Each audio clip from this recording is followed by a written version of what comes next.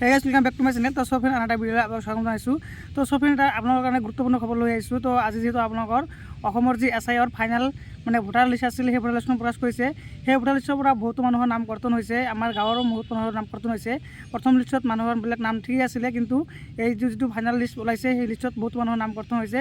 গতিকে আপোনালোকৰ নাম কৰ্তন হৈছে নাই বা আপোনালোকৰ ফেমিলিৰ মানুহৰ নাম কৰ্তন হৈছে নেকি, আপোনালোকে কেনেকৈ চেক কৰিব সেইটো সম্পূৰ্ণ প্ৰচেছ মই এইটো দেখুৱাম। তো আপোনালোকে সম্পূৰ্ণ ভিডিঅ' চাই থাকিব।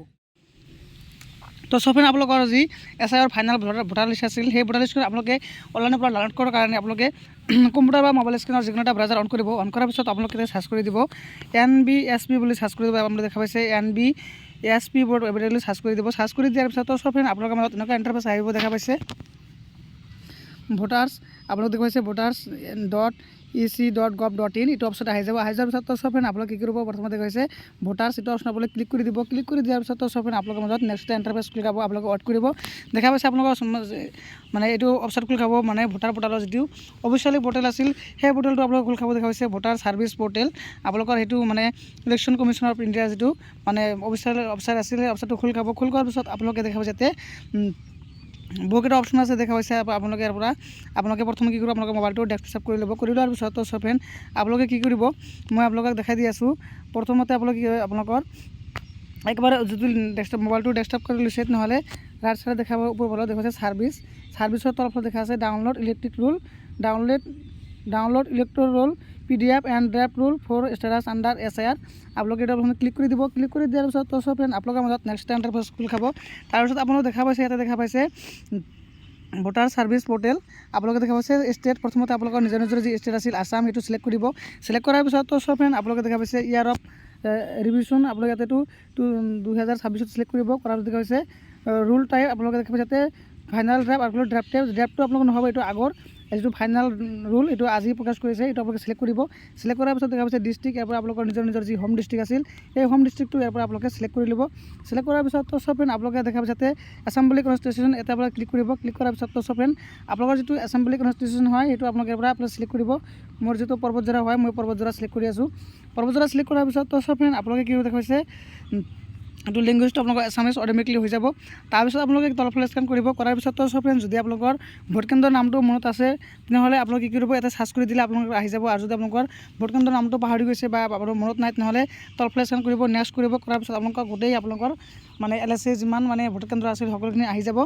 তো সফিন মই যিটো মোৰ ভোটকেন্দ্ৰৰ নামটো মোৰ মনত আছে সেইকাৰণে মই কি কৰিম, ইয়াতে চাৰ্চ বাটনত ক্লিক কৰি দিম। মোৰ ভোটকেন্দ্ৰৰ নামটো মই চাৰ্চ কৰি দিছোঁ 1074। মোৰ যিটো মানে 1070 নং মুদৰজাৰ LP স্কুল ৰাইট চাইড আৰু লেফ্ট চাইড দুটা ভোটকেন্দ্ৰ আছে। তো মই ইয়াতে কি কৰিম, ইয়াতে দেখা পাইছে ইয়াতে আপোনালোকে টিক মাৰ্ক কৰি দিব। যদি আপোনালোকে মানে ভোট চেণ্টাৰ এটা হয় এটা ডাউনলোড কৰিব, আৰু যদি দুটা হয় দুটা একেলগে ডাউনলোড কৰিব পাৰিব। আৰু যদি ছিংগল হিচাপে ডাউনলোড কৰিব বিচাৰে ছিংগল হিচাপে কৰিব পাৰিব। তো মই দুটা একেলগে ডাউনলোড কৰিম, কৰাৰ কাৰণে মই মানে দুটা মানে কেন্দ্ৰ মই চিলেক্ট কৰিছোঁ। চিলেক্ট কৰাৰ পিছত ওপৰফালে দেখা পাইছে কেপচাৰ, ইয়াতে আপোনালোকে কেপচাৰটো শুদ্ধকৈ বহাব লাগিব। মই কেপচাৰটো শুদ্ধকৈ বহাই দি আছোঁ। সবে মই কেপচাৰটো শুদ্ধকৈ বহাই দিছোঁ। যদি সবে আপোনালোকে কেপচাৰটো শুদ্ধকৈ বহাই দিয়াৰ পিছত সব আপোনালোকে ডাউনলোড আছে ক্লিক কৰি দিব। ক্লিক কৰি দিয়াৰ পিছত সবে আপোনালোকৰ এনেকুৱা ইণ্টাৰফেচ আহি দেখা পাইছে ডাউনলোড এগেইনত ক্লিক কৰি দিব। আকৌ ডাউনলোড ক্লিক কৰি দিব। ক্লিক কৰি দিয়াৰ পিছত সবে আপোনালোকে কি কৰিব, এই 3 ডট ক্লিক কৰিব। ক্লিক কৰাত দেখা পাইছে আপোনালোকে ডাউনলোড অপশ্যন ক্লিক কৰিব।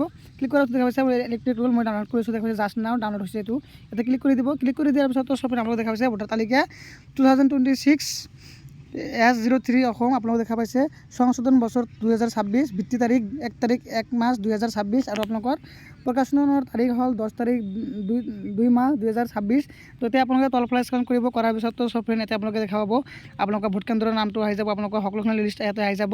তো ইয়াতে আপোনালোকৰ চাব পাৰিছে আপোনালোকৰ নামটো যদি আছে আপোনালোকৰ তেনেহ'লে আপোনালোকৰ সেইটো কোনো ধৰণৰ এনেধৰণৰ মানে ঠিক থাকিব। আৰু যদি আপোনালোকৰ কোনো ধৰণৰ নাম কটা গৈছে নহ'লে ডিলিট বুলি লিখা দেখা, এটা নাম কটা গৈছে আপোনালোকে দেখা পাইছে ডিলিটেড লিখা আহিছে, এইটো আপোনালোকৰ নামটো কটা মানে কৰ্তন হৈছে। তো আপোনালোকে অতি সোনকালে নিজৰ নামটো চেক কৰি লওক। মই সম্পূৰ্ণ প্ৰচেছটো আপোনালোকে দেখাই দিছোঁ কেনেকৈ চেক কৰিব লাগে। আপোনালোকে নিশ্চয় ঘৰত বহি নিজৰ মোবাইলৰ জৰিয়তে আপোনালোকে মানে নিজৰ নামটো চাব পাৰিব। যিবিলাকৰ প্ৰথম লিষ্টত নাম কৰ্তন হোৱা নাছিলে কিন্তু এই ছেকেণ্ড ফাইনেল যিটো লিষ্ট আছে সেই লিষ্টত আপোনালোকৰ নামটো কৰ্তন হৈছে। গতিকে কোনো ধৰণৰ উৰা বাতৰি আপোনালোকে নুশুনি আপোনালোকে নিজেই মোবাইলটোৰ পৰা বা কম্পিউটাৰৰ দোকানৰ পৰা গৈ আপোনালোকে নিজৰ নামটো আছে না কৰ্তন হৈছে আপোনালোকে চেক কৰিব।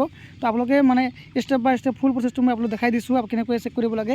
আশা কৰোঁ আপোনালোকৰ ভিডিঅ' ভাল লাগিছে। তো সব যদি ভিডিঅ' ভাল লাগে ভিডিঅ' শ্বেয়াৰ কৰিব, লাইক কৰিব আৰু এনেধৰণৰ সদায় নতুন ভিডিঅ' পাবলৈ মোৰ চেনেলটো ছাবস্ক্ৰাইব কৰিব নাপাহৰিব। থেংক ইউ ফৰ ৱাচিং মাই ভিডিঅ'।